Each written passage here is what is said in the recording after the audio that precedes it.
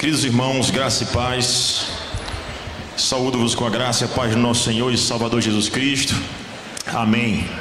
Queridos irmãos, vamos abrir a palavra de Deus em Atos dos Apóstolos, capítulo de número 13, Atos 13, e eu vou ler alguns versos entre o verso 15 e o verso de número 41, 6 versos apenas eu quero ler, tomando por empréstimo todo o contexto desta narrativa extraordinária da palavra do nosso Deus. Atos capítulo 13, e eu vou começar lendo o verso de número 15. Atos 13, começarei lendo o verso 15, diz assim a infalível palavra de Deus.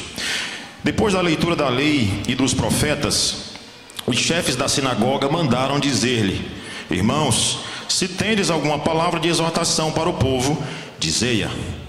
Paulo, levantando-se e fazendo com a mão sinal de silêncio, disse: varões israelitas, e vós outros que também temeis a Deus, ouvi. Ainda o versículo de número 26, irmãos, descendência de Abraão, e vós outros, os que temeis a Deus, a nós nos foi enviada a palavra desta salvação, pois os que habitavam em Jerusalém e as suas autoridades, não conhecendo Jesus nem os ensinos dos profetas que se leem todos os sábados, quando o condenaram, cumpriram as profecias. Versículo de número 38. Tomai, pois, irmãos, conhecimento de que se vos anuncia remissão de pecados por intermédio deste, e, por meio dele, todo o que crê é justificado de todas as coisas das quais vós não pudestes ser justificados pela lei de Moisés. Amém. Senhor Deus, abençoa a tua palavra em nosso coração, no poder do teu Santo Espírito. Usa-me como instrumento nas tuas mãos, a despeito de mim, a fim de que eu proclame a tua palavra e somente ela. É o que nós pedimos em nome de Jesus. Amém. Queridos irmãos, a pregação da palavra sempre foi muito importante para o povo genuinamente cristão, o povo de Deus, no curso da sua história. Se nós fizéssemos aqui um recorte histórico, muito embora fosse um recorte durante toda a história da igreja, seria uma aula inteira para falar sobre isso.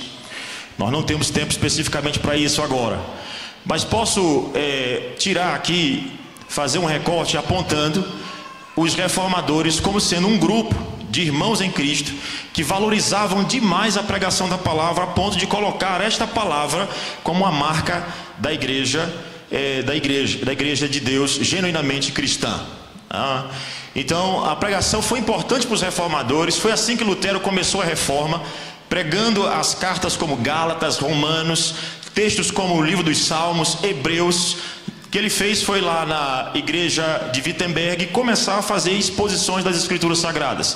Foi a mesma coisa com Ulrich Zwinglio, que fez isso a partir de Mateus capítulo 1. Tem até uma estátua dele até hoje lá em Zurique, com a espada na mão, a Bíblia na outra, e embaixo Mateus capítulo 1, versículo 1, onde ele começou a expor a palavra de Deus, mostrando que a escritura sagrada foi de fato muito importante para aqueles reformadores. Calvino fez o mesmo em Genebra, mesmo quando ele saiu para Estrasburgo. Quando ele volta de onde ele parou, ele continuou o ensinamento da palavra de Deus. E até mesmo, irmãos, quando esse movimento chegou no Brasil, até nas suas primeiras tentativas, e amanhã nós completamos mais um ano do primeiro culto protestante do Brasil e das Américas, a primeira coisa que os huguenotes fizeram quando chegaram aqui, no dia 10 de março de 1555, ele imediatamente de 1557, ele imediatamente pregaram aqui a palavra de Deus, mostrando que a pregação era muito valiosa para ele. Agora, tendo mostrado que esta pregação ela é muito valiosa, a segunda pergunta, ou a primeira pergunta que vem à minha mente é: o que seria a pregação genuína do Evangelho? Porque se falar em pregação, em diversos lugares hoje do mundo, as pessoas estão dizendo que estão pregando, e nem sempre isso corresponde ao ensino correto das Escrituras Sagradas. Então, a minha fala nesta manhã, a minha meditação, girará em torno de trazer aqui para nós o que Paulo entende sobre pregação. Estamos aqui diante da primeira primeiro registro de pregação do apóstolo Paulo.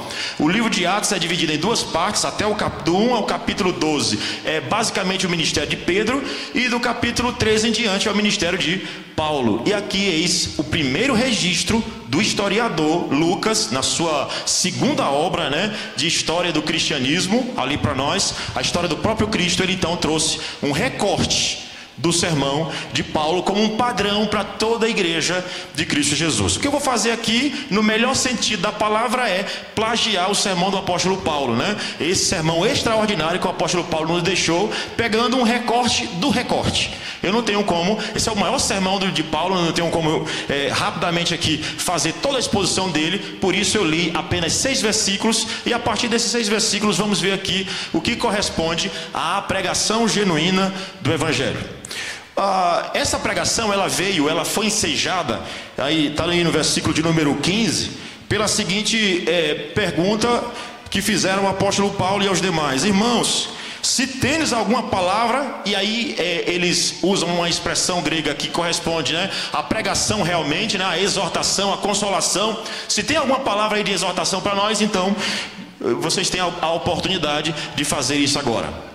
Então, a partir desse pedido da sinagoga, daqueles irmãos que ali estavam, assim que Paulo fazia, ele ia na sinagoga e depois pregava fora dela. É o princípio de começava primeiro em Jerusalém, depois ia até os confins do mundo. Padrão de Atos dos Apóstolos também. O que fez a igreja crescer foi essa pregação. E aqui o que nós temos diante dos nossos olhos é aquilo que os estudiosos chamam de querigma, que é a proclamação do evangelho que era feita na sinagoga. Bem da verdade, muito do culto sinagogal, da pregação, do sermão sinagogal, nós usamos hoje ainda nos nossos dias, a partir desse entendimento de que esses irmãos entenderam muito bem o que Deus queria, Então nós pegamos muito do culto sinagogal, e a prova disso é que nós temos a leitura da lei. Acabamos de fazer, versículo de número 15, depois da leitura da lei dos profetas. Então foi dito, tem alguma palavra? Então Paulo se levanta, e a minha palavra aqui girará em torno de falar desse sermão de Paulo em 3 momentos lógicos do texto, seguindo aí o fluxograma do texto, você tem no versículo de número 16, Paulo, na sua primeira fala, ele diz, Paulo levantando a mão, ele levanta a mão como sinal de atenção, diz, preste atenção porque agora vai começar a pregação da palavra. O segundo ponto que eu quero trabalhar está aí no versículo 26, quando Paulo de novo diz, irmãos descendentes de Abraão, como se ele estivesse chamando a atenção para uma segunda verdade no texto. É o segundo ponto do sermão de Paulo.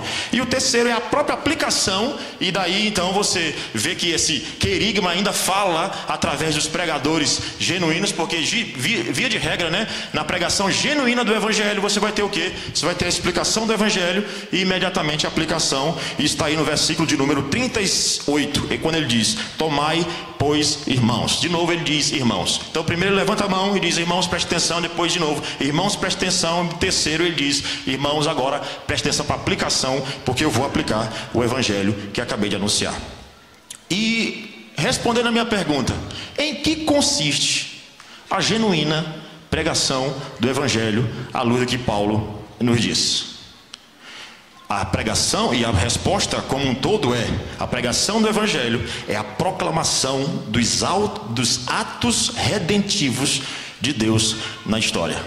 É a aplicação, é a pregação, a proclamação dos atos redentivos de Deus no curso da história. E aqui, do verso de número 26 até verso 16 até o verso 25, o que nós temos é a proclamação dos atos salvíficos de Deus até Cristo vir, ou seja, durante todo o período do Antigo Testamento.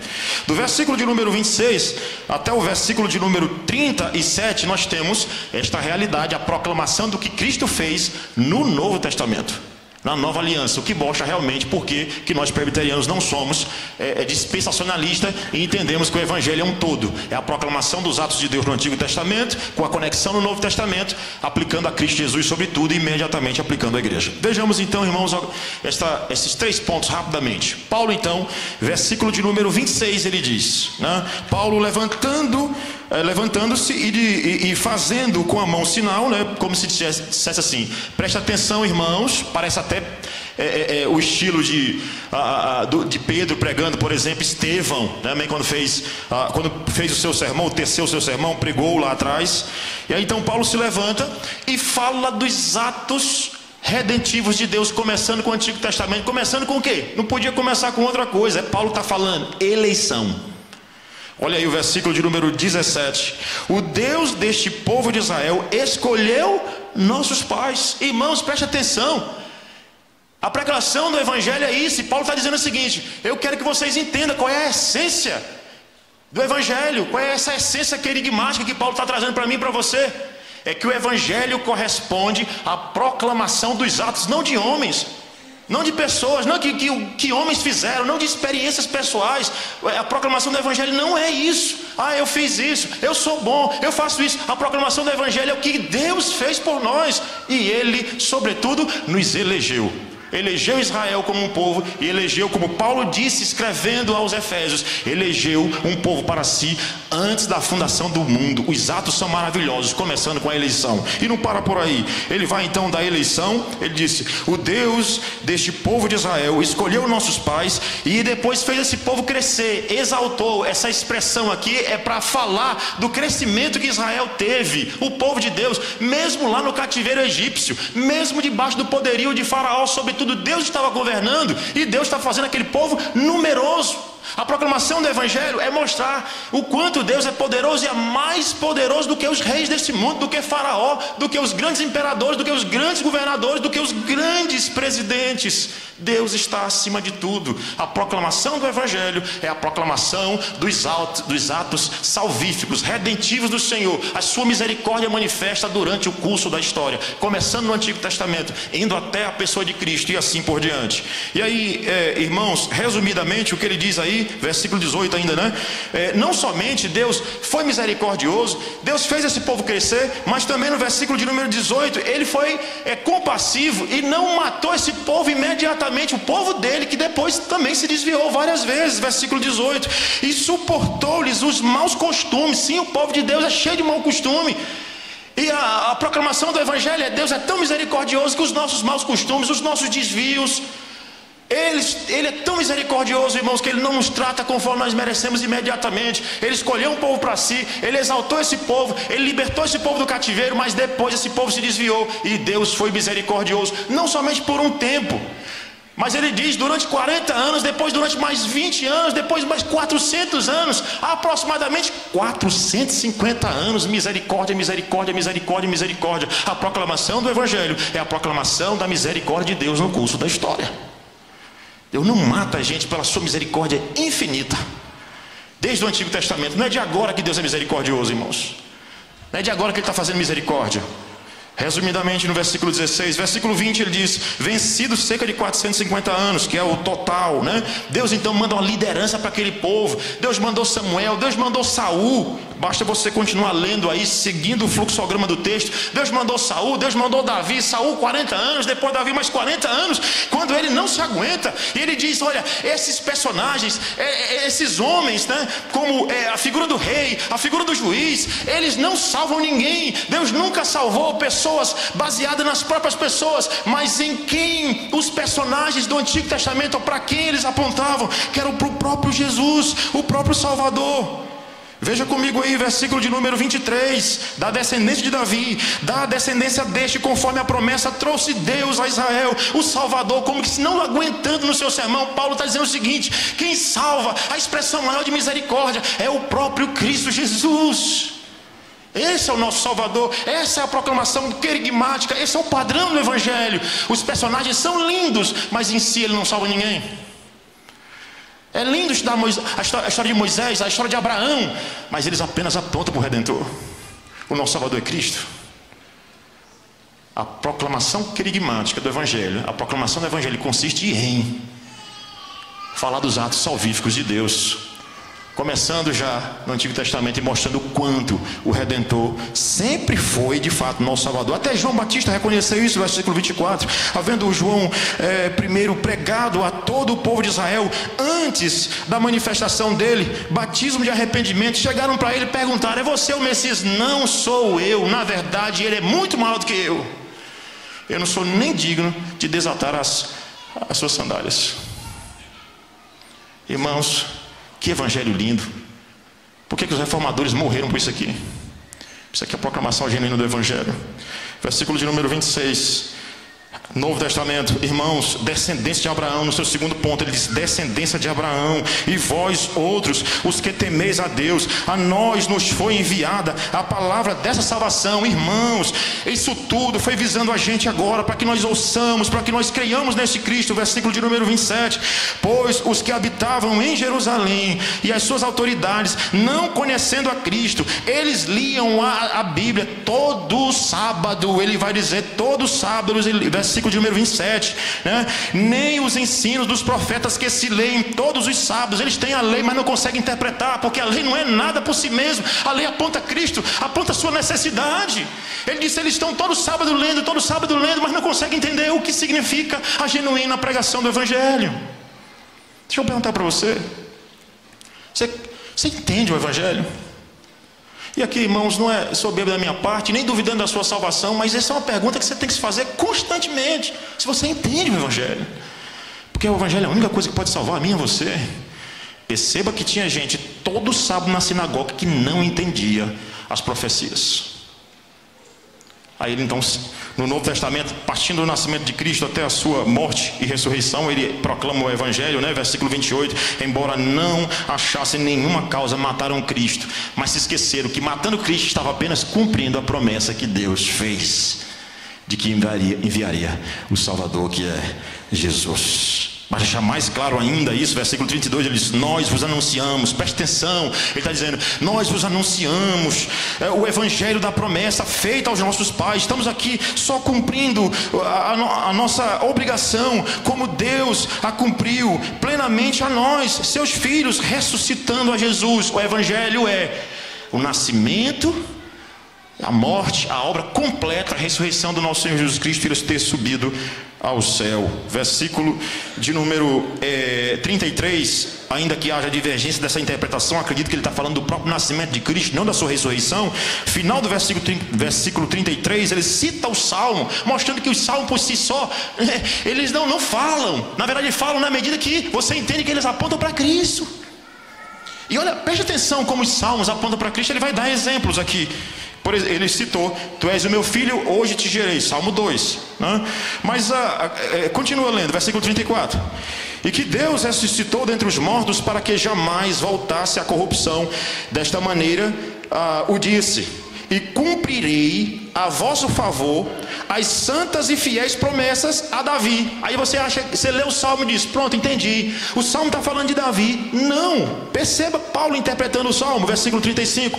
Por isso também diz em outro Salmo: não permitirás que o teu santo veja a corrupção, porque na verdade, tendo Davi servido a sua própria geração, conforme o desígnio de Deus, adormeceu, foi para junto de seus pais e viu corrupção. Esse texto não fala de Davi. Ele diz: Davi viu corrupção, morreu, seus ossos apodreceram, ele teve restos mortais.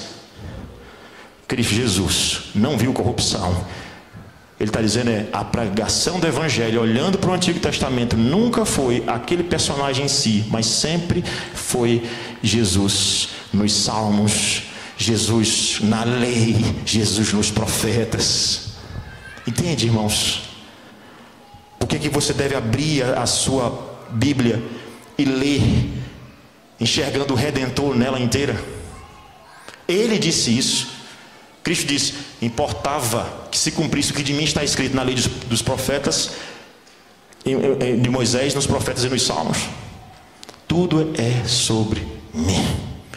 Homens morrem, Davi morreu, Cristo morreu, mas ressuscitou. Ele é a nossa salvação, ele é o Evangelho. Finalizando o sermão de Paulo, versículo de número 28, ele vem aplicando o texto extraordinário. Porque não é apenas o anúncio dos atos salvíficos de Deus, os atos misericordiosos de Deus no curso da história, mas também a pregação corresponde. Hoje uma tendência, irmãos, de dizer que você lê o texto, você explica o texto, mas você não aplica o texto. Não, o texto precisa ser aplicado, como Paulo ensinou a gente aqui. Precisa ser aplicado. Por quê, irmãos? Porque é coisa séria, diz respeito a céu e inferno. Por isso que Paulo no final ele diz claramente, ele disse nesses verbos aí, dois verbos muito importantes. Um verbo no versículo de número 38, tomai, e o versículo 40, notai. Olha o que ele diz no versículo 38. Tomai, pois, irmãos, conhecimento de que eu estou pregando aqui, anunciando a remissão de pecados. Eu estou chamando vocês ao arrependimento. Esse anúncio não é apenas uma mera lei, mas é dizendo assim: pecador, se arrependa, humilhe-se diante do Redentor, senão você estará perdido, ou está perdido. O Evangelho é aplicação direta. E eu quero aplicar aqui, imitando Paulo.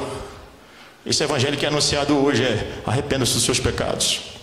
Não sei qual a sua situação, Deus sabe. Mas arrependa-se, querido irmão, e será salvo.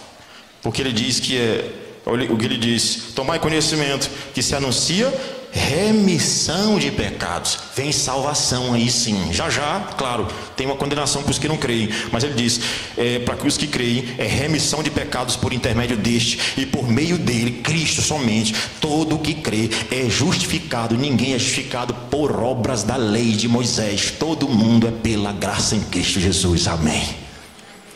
É o Evangelho, irmãos. Olha o que ele diz aí, versículo 4 do segundo verbo: notai, pois, que não vos sobrevenha o que está escrito no profeta. Nós sabemos, Abacuque, estudamos juntos. Versículo 41: vede, ó desprezadores, maravilhai-vos, desvanecei, porque hoje eu realizo em vossos dias obra que não crereis, se alguém vô-la contar.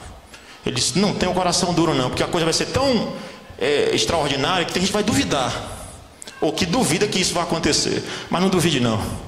Por isso o Evangelho também é um lembrete: não rejeite o Evangelho. É remissão de pecados, ou seja, parte do pressuposto que tinha pecado, mas tem remissão para todo aquele que crê em Cristo Jesus, o nosso Senhor.